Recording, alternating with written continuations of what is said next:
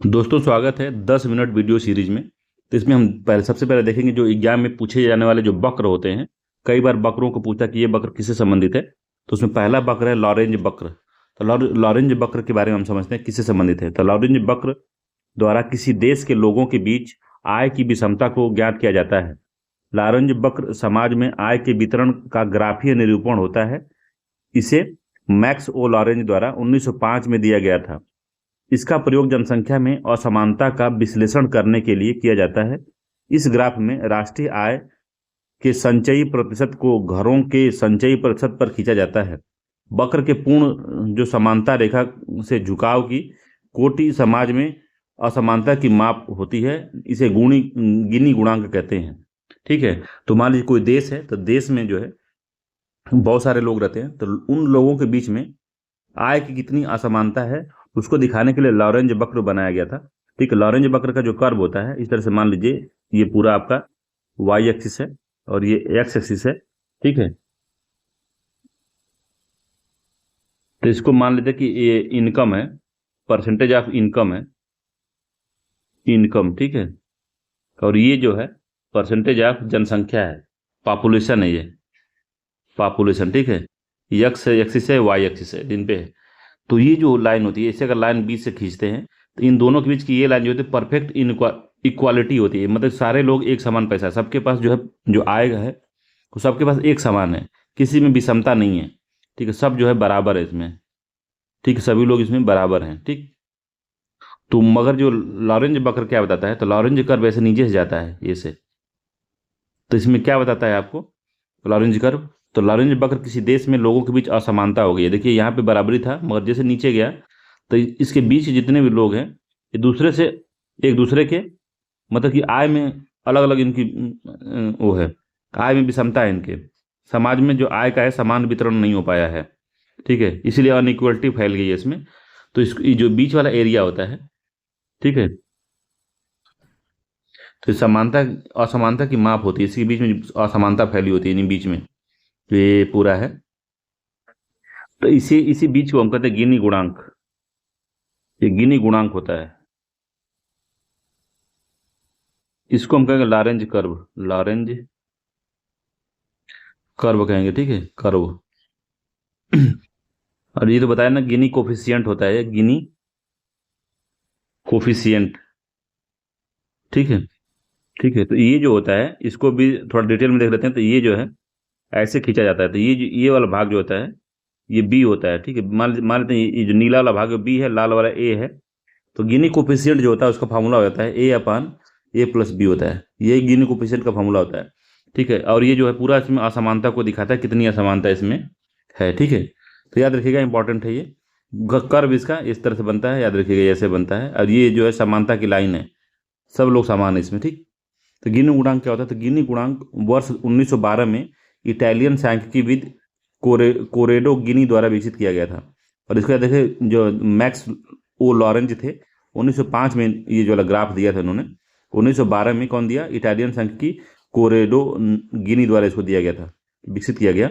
गिनी गुणांक पूर्ण समानता रेखा के जो संगत क्षेत्र के सापेक्ष छायांकित क्षेत्र का अनुपात होता है। ये छायांकित क्षेत्र जो होते हैं पूरा यहाँ से और यहाँ तक, इनके बीच का ये जो लाइन मान लीजिए खींच दे बीच वाली, ये वाली।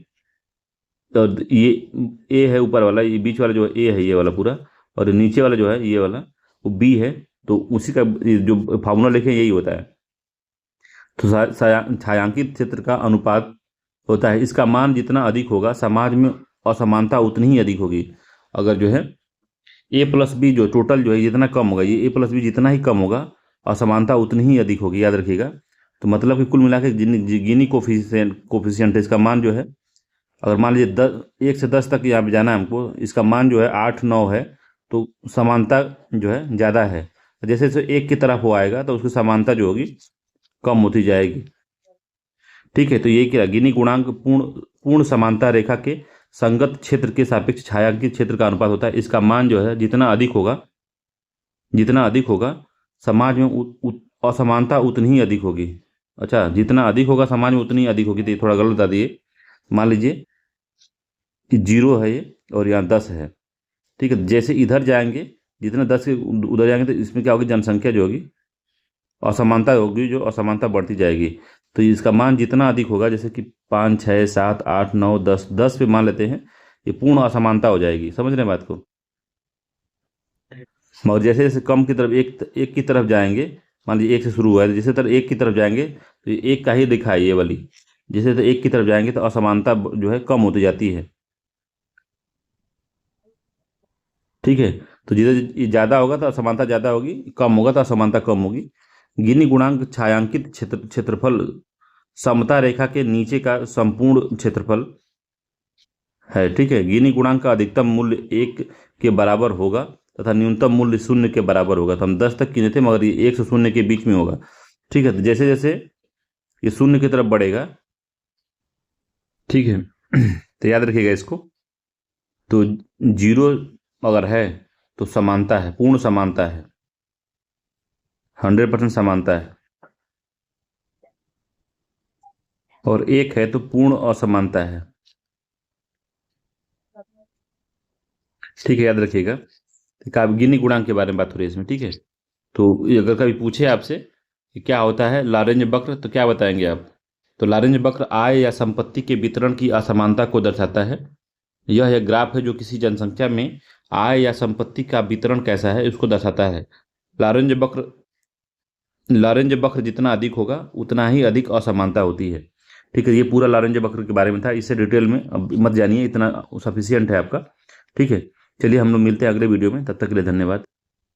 बस इसमें एक बात और सुन लीजिए, इसमें दो याद रखिएगा, जो दो ये क्या है, संख्या विधि, जो सांख्यिकी है, सांख्यिक विधि, कोरेडो गिनी, इनको याद रखना है आपको 1912 में। और जो लॉरेंज था, मैक्स लॉरेंज है।